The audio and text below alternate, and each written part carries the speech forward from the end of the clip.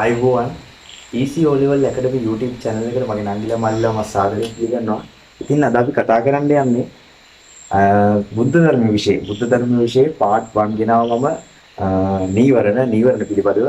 අද ඉතින් part 2 එකකින් මම අරන් යන්නේ අපිට වැදගත් පාඩමක් තියෙනවා බුද්ධ ධර්මයේ විෂයට අදාළ වන 10 වසරේදී අපිට හම්බෙන 9 වෙනි පාඩම. 10 වසරේ අපිට හම්බෙන 9 වෙනි පාඩම සම්බන්ධතා රකින්න මිනිස් යුතුයකම්.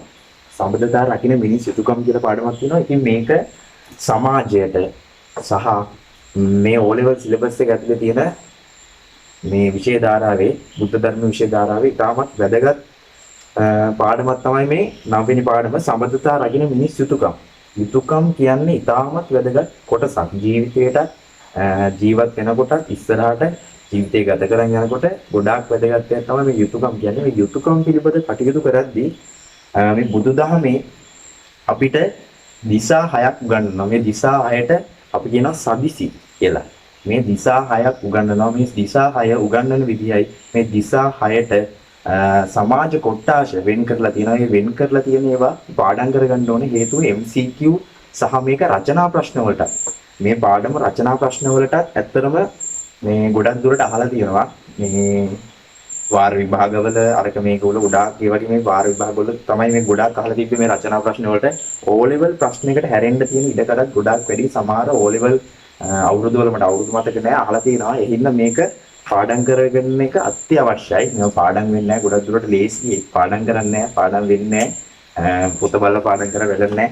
මේකේ මෙහෙම තියෙනවා. උදෑසන 6 දිශාවට নমස්කාරය කරමින් සිටි සිංහාල නම් තරුණයෙකුට නිවැරදි දිසා নমස්කාරය පැහැදිලි කරමින් බුදුරජාණන් වහන්සේ විසින් සිංහාලෝවාද සූත්‍රය දේශනා කරන ලදී.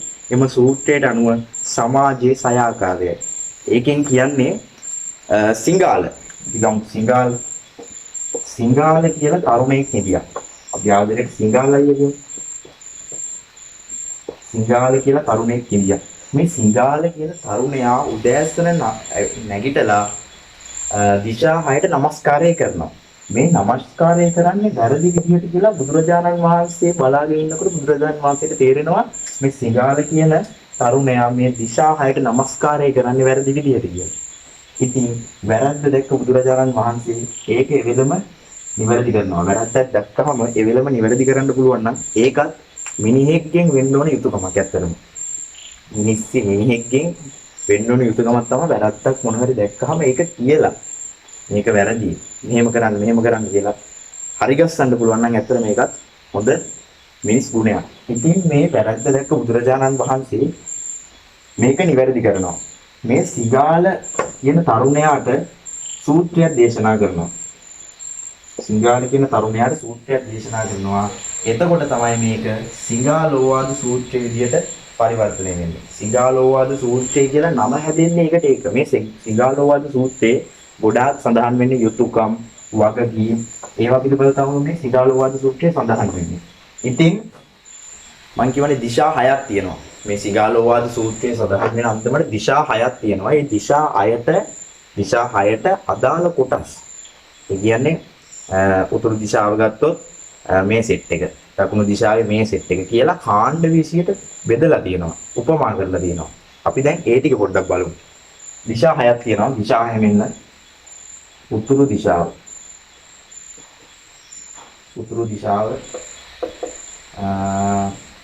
දකුණු දිශාව,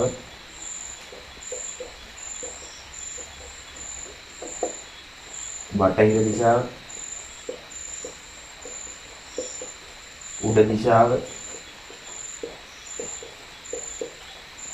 යට දිශාව, නැගෙනහිර දිශාව.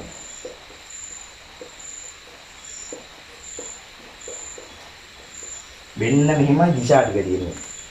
මේකට තමයි දිශා 6 කියන්නේ. මේ 1 2 3 4 5 6 දිශා 6ක් තියෙනවා. මේ 6ට කාණ්ඩ වශයෙන් පිරිස් වෙන් කරලා තියෙනවා. කාණ්ඩ වශයෙන් මොනවද වෙන් කරලා තියෙන්නේ? පිරිස් වෙන් කරලා තියෙනවා. අපි ඒකත් බැලුවොත් එහෙම උතුරු දිශාවෙන් හිත මිතුරා. කෙටියට කියනවා හිත මිතුරා. දකුණු දිශාවෙන් ගුරුවරු. බටහිර දිශාවෙන් අඹු සෙමි යුවල.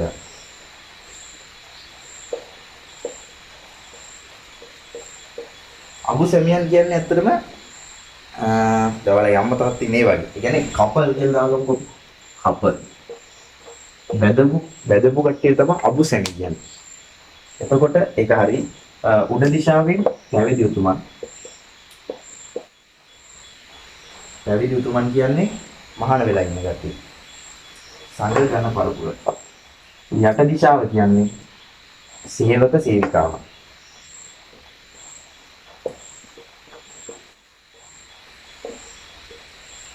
නැගෙනහිර දිශාවෙන් දෙමෝපිය.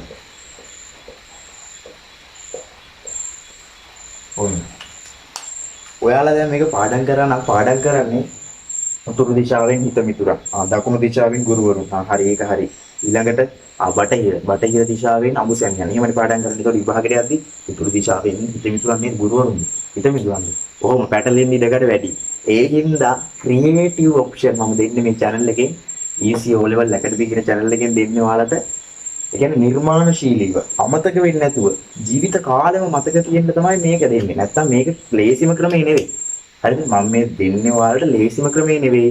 ඒ වුණාට අමතක වෙන්න ඉඩකඩ ගොඩක් අඩු සහ ලස්සනටම පාඩම් කරන්න පුළුවන් සරලම ක්‍රමයක් තමයි මම මේ ඔයාලට හඳුන්වා දෙන්නේ මේ කවි සින්දු කෙටිපද වලින්. ඒකයි මේ channel එක මම ඔයාලට ගෙනාවේ. මේ දේ ඔයාලා අවබෝධ කරගන්න ඕන හරියට.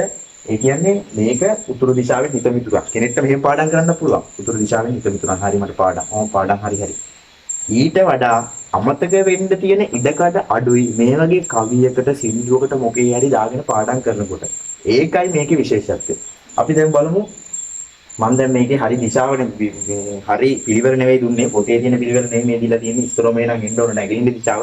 මම මගේ කවිය හදපු විදිහට තමයි මම මේ ඔයාලට දැන් මේ දීලා තියෙන්නේ. අපි බලමු කවිය. අපිට ඒකනේ දැන් වැදගත්. උතුරු දිශාවෙන් තමයි පටන් ගන්නෙ.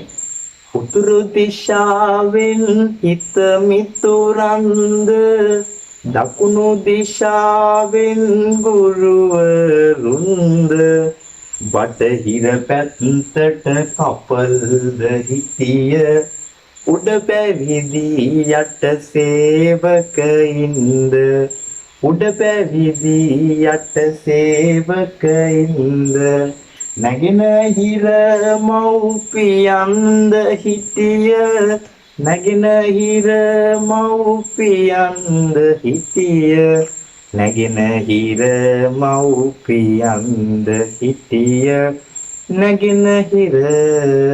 නැගෙනහිර කොලයක් පැනක් කරා වීඩියෝ එක ස්ලෝ කරන්න හැරි කවිය ලියා ගන්න මම මේකේ බෝඩ් එකට වල දාන්න මේ කවිය මොකද මේ තේරෙන්නේ නැති දැනක් තියෙනවා පොඩි කියන්නේ තේරුම් ගන්න ඕන දැනක් තියෙනවා මේ කවියේ උතුරු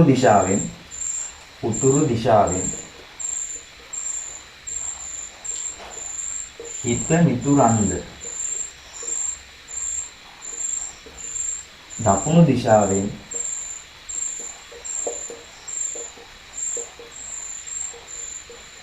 ගුරුවරුන්ද බටහිර පැත්තට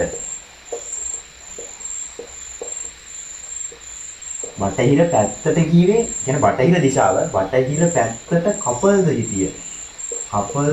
හිටිය මොකද්ද මේ කපල් කියන එකෙන් මම ඔයාලට අදහස් කරේ ඉස්සෙල්ලා කිව්වා වගේ කපල් කියන්නේ මොකද්ද අබු සැමි යුවලට තමයි කපල් කියලා කියන්නේ කපල් කියන මම මෙතෙන් දැම්මේ අබු සැමි යුවලට හරිද බටහිර පැත්තට කපල්ද හිටිය උඩ පැවිදි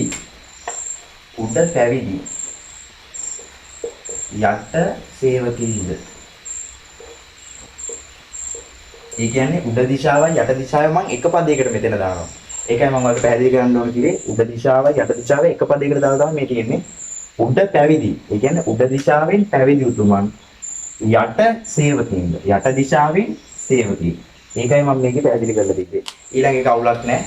නැගෙනහිර මව්පියන්ද සිටිය තුන් පාරක් කියන තාලය අල්ලගන්න. නැගෙනහිර මව්පියන්ද සිටිය නැගෙනහිර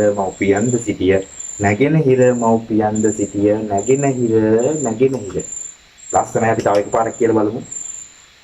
උතුරු දිශාවෙන් හිත මිතුරන්ද දකුණු දිශාවෙන් ගුරුවරුන්ද බටහිර පැත්තට කපල්ද හිටිය උඩ පැවිදි යට සේවකයින්ද උඩ පැවිදි යට සේවකයින්ද නැගෙනහිර මව්පියන්ද හිටිය නැගෙනහිර මව්පියන්ද හිටිය නැගෙනහිර මව්පියන්ද හිටිය නැගෙනහිර හරිම ලස්සනයි. හරියට ලේසියෙන් පාඩම් කරගන්න පුළුවන්. ක්ෂණික පාඩම් කරනවා මම දන්නවා මේක තුන් පාර හතර පාරක් කියද්දී ඔයාලට නිකම්ම මේක පාඩම් හිතින්න ඕන අනිවාර්යෙන්. එතකොට මම දැන් මේ කතා කරපු පාඩම කියන්නේ සම්බන්ධතා රකින්න මිනිස් යුතුයකම්. යුතුයකම් විතරම ඉතාමත් වැදගත්. යුතුයකම් කියන්නේ විතර වග මේ වෙන්න ඕන දෙයක්. ඒ කියන්නේ කෙනෙකුට සමාජයේ ඉන්න පුද්ගලයෙකුට ඇත්තටම තනියම ඉන්න බෑ. තනියම ඉන්න බෑ. එයා වටා සෙට් එකක් ඉන්න ඕන. එයා වටා කට්ටියක් ඉන්න ඕන. එයාට තනියම ඉන්න බෑ. ඒකයි මේ යුතුයකම් හා වගකීම් බෙදලා තියෙන්නේ. ඒ කියන්නේ දැන් මේක පාඩම තුනේ කතා කරොත් එහෙම දරුවන් විසින් දෙමව්පියන්ට දෙන්න ඕන යුතුයකම් තියෙනවා. ආදරය, කරුණාව, රැක බලා ගැනීම. ඒවා දරුවන් විසින් දෙමව්පියන්ට ලබා දිය යුතු යුතුයකම්. එතකොට භාර්යාව විසින් තම ස්වාමියාට ලැබෙන්න ඕන යුතුයකම් ගත්තොත් ස්වාමියාට කලින් අවදි වෙන්න ඕන. ආහාර වේල ලබා දෙන්න ඕන, নমස්කාරය කරන්න.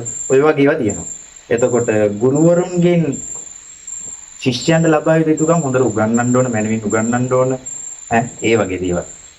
ශිෂ්‍යයන්ගෙන් ගුරුවරයන්ට එන්න ඕන යුතුයකම් මොනවද? හොඳින් ඉගෙන ගන්න ඕන, කීකරු වෙන්න ඕන. මේ වගේ දේවල්. මේ වගේ අන්‍යෝන්‍ය සම්බන්ධතා සමාජය තුල තිබ්බේ නැත්නම් ඇත්තටම මේ සමාජය බැලන්ස් වෙන්නේ නැහැ. අන්බැලන්ස් වෙනවා. ඒකයි මේ පාඩම එච්චරකටම වැදගත් වෙන්නේ. මේ වගේ පාඩම් අනිවාර්යෙන් මිස් නොකරන්නම ඕන. හේතුව ජීවිතයටත් වැදගත්, සිලබස් එකටත් වැදගත්, ලකුණක් එකතු කරගන්න සිලබස් එකටත් වටිනවා. ජීවිතයටත් පාඩමක් වුණ ගත්ත හැකි. ඒ හින්දා මේ වගේ පාඩම් අතාරින්න එපා. මේ මම දැන් කියලා දීපු කවිය පාඩම් කරගන්න. හොඳට පාඩම් කරගන්න. එතකොට මේකත් ඔයාලට අමතක වෙන්නේ නැහැ. සදීසි නමස්කාරයේ පාඩම් සිංහාල ගුව පුත්‍රයාට දේශනා කරේ බුදුරජාණන් වහන්සේ. සිංහාල ගුව පුත්‍රයාට දේශනා කරපු හින්දා ඒක සිංහාලෝවාද සූත්‍රය වුණා. ඔයාලට දැන් ඔක්කොම මතකයි. මේ පාඩමේ එතකොට තව තියෙනවා එහාට ගියාම පිටුවන්ගේ එහාට ගියාම මම අර ඉස්සෙල්ලා කිව්වා වගේ දෙමව්පියන්ගෙන් දරුවන්ට වෙන්න ඕන යුතුයකම් තියෙනවා. දරුවන්ගෙන් දෙමව්පියන්ට වෙන්න ඕන යුතුයකම් තියෙනවා. ගුරුවරුන්ගෙන් ශිෂ්‍යයන්ට, ශිෂ්‍යයන්ගෙන් ගුරුවරුන්ට. කොහොමම යුතුයකම් ටිකක් තියෙනවා. ඒ යුතුයකම් ටික බලන් ගියාම ඇත්තටම මේ පාඩම මේ සම්බන්ධතා රකින්න මිනිස් යුතුයකම් කියන පාඩම එතනින් අහවර වෙනවා. එතකොට කිසිම දෙයක් නැහැ මේ පාඩමේ. අර මේ වැදගත් කරුණු ටික විතරයි ඔයාලට ඔළුවට දාගන්න ඕනේ. ඒ කියන්නේ මේ යුතුයකම් ඉතාමත් වැදගත්.